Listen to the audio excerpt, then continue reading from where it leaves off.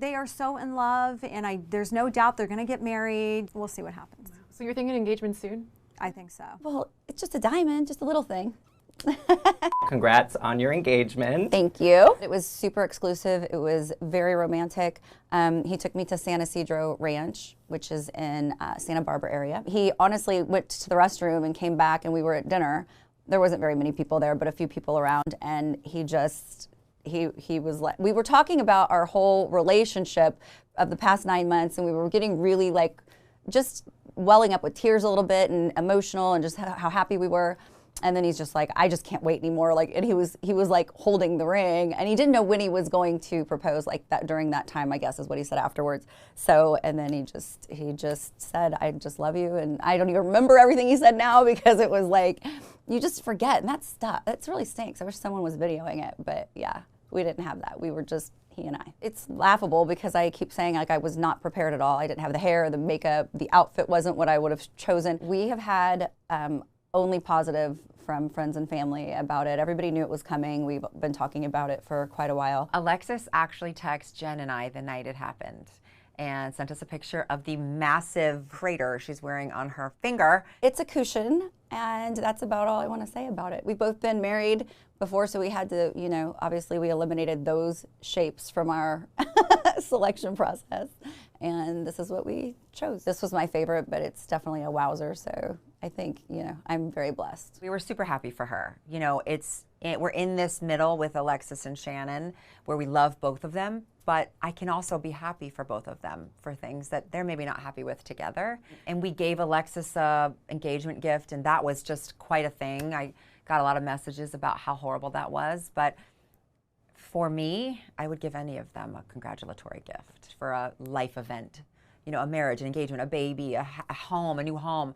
Because we're like in this sorority, I feel like. Everybody's just super excited. Our families are excited to, you know, it's going to be one family unit now, so it's very cool. Can you take us back to meeting John, falling in love with him? When did you know he was the one? It's such, I mean, I feel like I tell this story so much that it's like, it's a broken record, but it's an amazing story. And I always say I feel like my mom brought him to me. She had just passed, and we were in The Quiet Woman. I know everybody knows all about that. It's a big headline here. And he was seated next to me in the booth, in a booth next to me. It was just by total chance because there's like 6 booths there. Any of them could have been the one he sat in. It happened to be the one right next to my friends and I. And we had paid our check. We were actually walking out. And his friend that was with him came over and just said, how are you? You know, John's here. You guys should talk. You're both from the same show.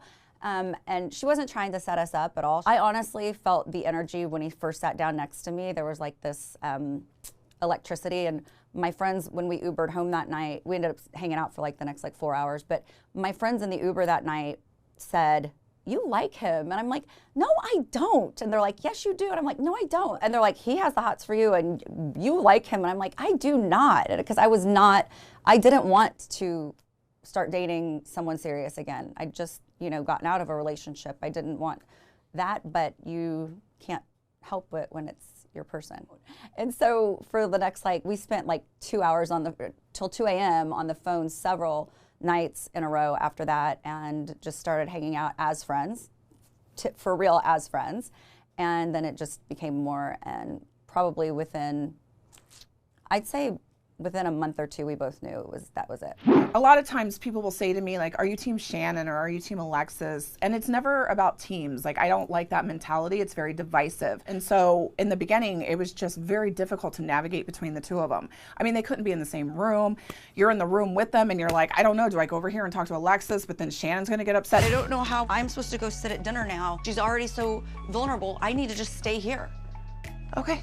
So I console Shannon, and for the sake of all of us, could you sit with her? That person's name will not come up. No, it's not healthy. No. And it was just, I think we all were just trying to figure out how to navigate it. Now all of a sudden they all have amnesia. They're like, what, huh? When she came on the show, she was friends with Emily, she was friends with me, she's friends with Heather. She quickly became friends with Katie and Jen. And then all of a sudden, Emily dropped her. She didn't want anything to do with her. Alexis was really difficult for me to deal with towards the end. wait. John and I waited on Instagram. I knew it. Emily went. Okay, then don't push it. I have had 2 days from hell. You guys can enjoy your time with her. This trip took me over the edge. And I just felt like she became just so unreasonable at times and so obnoxious. I don't know what you want me to do. I can't put the toothpaste back in the tube. That I didn't really care. And I was like, fine to be with Shannon and talk to her and not feel like I had to navigate the two. It was extremely hard developing separate relationships because they both have something so horrible against each other. And Shannon has voiced to me that she's not happy that I spend time with Alexis. And Alexis has told me that, you know, just keep that separate. We don't need to discuss it. You know, I know you're close with her and that's okay. So navigating and being in the middle is very, very difficult, but they've both been really, really good to me. Put it this way, Alexis texted me and Heather the other day and said, girls, I feel so bad. You guys are going down and people are saying bad things about you because of your friendship with me, and that really hurts my heart. And I said, I will still support you. Don't worry about it. I can take it. You know, it is hurtful, and I worry about her because the hate that is being spewed about her is disgusting.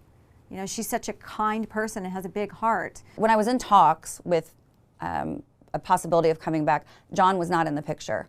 And so then when he, you know, swept me off my feet, I then had a whole nother layer to my decision making of going back on the show. And one of my main concerns was, how are we going to do that? Because I knew it was going to be very difficult for Shannon and I to be in a room together. Just as hard on me as it is on her. No one wants to film with their fiance's ex. I can be in a room with you, but I'm not interested in being best buddies. I also knew it would be hard on her. It played on me and my heart a lot. Let me make something very clear. I never tried to befriend Shannon. I never wanted to be her friend. I wanted to be amicable. I wanted it to be civil. I wanted to be a lady. I'm not asking you to be best buddies. I know this is uncomfortable for both of us when you're the ex and I'm the new. It just wasn't possible. So yeah, it wore on me a lot of nights. This issue with Heather and the paparazzi gate, as people are calling it, it definitely affected me and Gina's friendship in a horrible way. I remember us talking on the phone about it and giggling and thinking it was so funny and silly. And then in the moment, me telling Heather, it was not very funny and silly. Heather is a very strong yet loyal friend, but in order to get to that point with her, you have to build a foundation. And I feel like I've done that for the past 3 years with Heather, and Gina's done that. And I think the problem with the Heather-Katie situation is Katie came in right from the get-go without having any kind of foundation with Heather at all. And to make an accusation, which, let's be honest, it's not like it was some life-altering, horrible accusation. On the lives of my children, I have never called a paparazzi. The night before my golf event, Gina and I had an hour-long call, and she said, okay, this is what I think you should say. This is how you should go into it, because if you say this, you won't like it, but if you say this, it'll help you. You know, maybe you say, the reason I don't trust you is I know you're a liar. It was silly that you would do this, and coming into this group, I knew you lied. That's just a breadcrumb. The word lie. I don't think it was necessarily a setup. I just think that Gina unfortunately found herself in a tough spot and knew Heather much longer than me, has a deeper connection with Heather, and was like, you know what, I'm gonna side with Heather on this one, sorry, Katie. It's a little hard for me because I feel like I'm not really allowed to be friends with Katie, you know what I mean? In like a way that is completely comfortable. Listen, Katie burnt me. I got burnt in this. The new information is that apparently you told Katie that the only reason you keep me close is because of my real estate connections. What? I've never heard her say that. She's just making up. This girl's just making I've never heard her say, she has never said anything like that. Somehow they were fighting and I took a hit for all that. I don't know if everybody sees. I was going through a lot of personal life things this year, and yet I kept getting picked on by everybody and getting a spank by Heather like every other episode. My world this up right now. Your world is not up. It is It's up. not. You have no idea. I don't even know. I don't even see how worked up I am by this one. I don't know. I do not know what to do with them. Yeah, it caused a rift between us. How are you two today? Today we're great. I mean, She is a really good girl, and I care about her a lot, and, you know, we have fun together. My friendship with Gina is a little rocky, but we had a very long conversation while the show was airing a couple weeks ago, and we both said, hey, it's going to be tough for a couple weeks for both of us. We both talk about each other a lot, but that's kind of how we felt at the time, and we're just going to try to work through things together. You know, it's just very obvious that Katie doesn't have consistent stories, doesn't tell the truth. It's very, you know, how are you friends with someone like that? I don't know. We're not anything. Like Heather likes to say, we were never friends to begin with. So we aren't friends. I think we coexist really well together and be very respectful. And I think that's kind of all we really need right now. Have you started wedding planning? We have. We are looking for hopefully this next summer. Not this summer because it's still summer. Next summer, and we're just trying to secure a venue, and then we'll know more. But we're not doing a typical wedding. We're changing it up. We have a couple creative ideas. I don't know the dress style yet. I'm not wearing a wedding dress. I'm not walking down an aisle, but my son James did ask to give me to John, so we're gonna have to figure that out since I don't want to walk down an aisle. And I mean, we're thinking 100 or under, but we're already at like 80 people just with family and close friends, so I don't know what it's gonna look like. But we're at the very beginning stages, and it'll be exciting to continue planning. So we need the venue first, and then we can go full force ahead. Any plans to buy a home with John, move in together? I mean, we pretty much live together right now anyway. We have bounced back between both homes.